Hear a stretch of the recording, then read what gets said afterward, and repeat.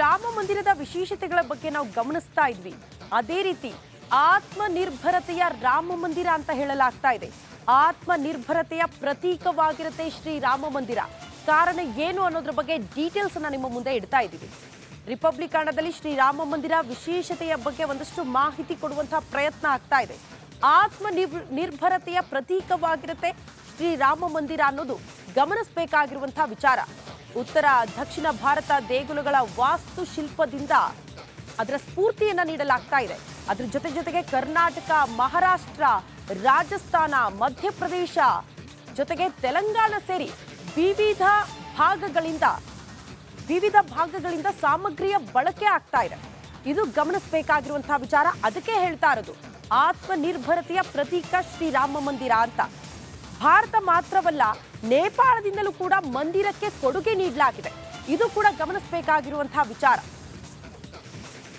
ಆತ್ಮನಿರ್ಭರತೆಯ ರಾಮ ಮಂದಿರ, ಅಲ್ಲಿಗೆ ವಿನ್ಯಾಸ ಹೇಗಿರುತ್ತೆ ಅದ್ರ ಬಗ್ಗೆ ಕೂಡ ಡೀಟೇಲ್ಸ್ ಅನ್ನ ನಿಮ್ಮ ಮುಂದೆ ಇಡ್ತಾ ಹೋಗ್ತೀವಿ. ರಾಮ ಮಂದಿರ ಭಾರತ ವಾಸ್ತುಶಿಲ್ಪದ ಸುಂದರ ಸಮ್ಮಿಶ್ರ. ಇದು ಕೂಡ ಗಮನಿಸಬೇಕಾಗಿರುವಂತಹ ವಿಚಾರ. ಇದು ಕೂಡ ರಾಮ ಮಂದಿರದ ವಿಶೇಷತೆ. ಭಾರತದ ವಾಸ್ತುಶಿಲ್ಪದ ಪ್ರತೀಕ. ನಾಗರ ಶೈಲಿ ಒಳಗಡೆ ಸಂಯೋಜನೆ ಮಾಡಿರುವ ದ್ರಾವಿಡ ವಾಸ್ತುಶಿಲ್ಪ ಇದು. ರಾಮನ ಪ್ರತಿಮೆ ಇರಿಸೋ ಮಂದಿರ ನಾಗರ ಶೈಲಿಯಲ್ಲಿರುತ್ತೆ.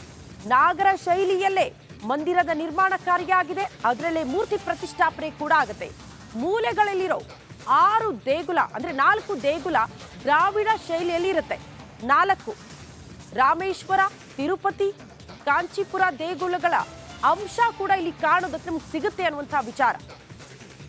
ರಾಮ ಮಂದಿರ ನೋಡೋದಕ್ಕೆ ಹೋದಾಗ ಇದೆಲ್ಲವನ್ನ ಕೂಡ ನಾವು ಕಣ್ತುಂಬಿಕೊಳ್ಳೋದಕ್ಕೆ ಸಿಗುತ್ತೆ. ಕರ್ನಾಟಕ, ತೆಲಂಗಾಣದ ಉತ್ಕೃಷ್ಟ ಗ್ರಾನೈಟ್ ಅನ್ನ ಕೂಡ ಇಲ್ಲಿ ಬಳಕೆ ಮಾಡಿದ್ದಾರೆ. ಇದು ಕೂಡ ಗಮನಿಸಬೇಕಾಗಿರುವಂತಹ ವಿಚಾರ. ಸಹಜವಾಗಿ ಕರ್ನಾಟಕ ಅಯೋಧ್ಯೆಗೂ ಕೂಡ ಅವಿನಾಭಾವ ಸಂಬಂಧ ಇದೆ. ಅದರ ಜೊತೆಗೆ ಒಂದಷ್ಟು ವಿಶೇಷತೆಗಳು. ಮಂದಿರದ ನೆಲಪಾಲ್ ಸಾಮಗ್ರಿ ರಾಜಸ್ಥಾನದಿಂದ ಬಂದಿದೆ ಅಂತ ಹೇಳಲಾಗ್ತಾ ಇದೆ. ಮರಳುಗಳಲ್ಲಿನ ಕೆತ್ತನೆ ತಯಾರು ಮಾಡಿದ್ದಾರೆ ಒಡಿಸಾದ ಶಿಲ್ಪಿಗಳು. ಯಾರ್ಯಾರ ಕೊಡುಗೆ ಎಷ್ಟರ ಮಟ್ಟಿಗಿದೆ ರಾಮ ಮಂದಿರಕ್ಕೆ ಅನ್ನೋದ್ರ ಬಗ್ಗೆ ಮಾಹಿತಿ ಕೊಡ್ತಾ ಇದ್ದೀವಿ. ಆಂಧ್ರ ಪ್ರದೇಶದ ಸಂಸ್ಥೆಯೊಂದಕ್ಕೆ ಮರಗೆಲಸದ ಜವಾಬ್ದಾರಿಯನ್ನು ಕೂಡ ನೀಡಲಾಗಿದೆ ಅಂತೆ. ಮರದ ಮೇಲೆ ಹಿಂದೂ ಸಂಸ್ಕೃತಿ ಬಿಡಿಸಿದ್ದಾರೆ ಕಾರ್ಮಿಕರು. ಬಿಹಾರದಿಂದ ಬಂದು ಹಿತ್ತಾಳೆ ಸಾಮಗ್ರಿಗಳು ಮಂದಿರಕ್ಕೆ ಬಳಕೆ ಮಾಡಲಾಗಿದೆ ಅನ್ನೋದು ಕೂಡ ಗಮನಿಸಬೇಕಾಗಿರುವಂತಹ ವಿಚಾರ.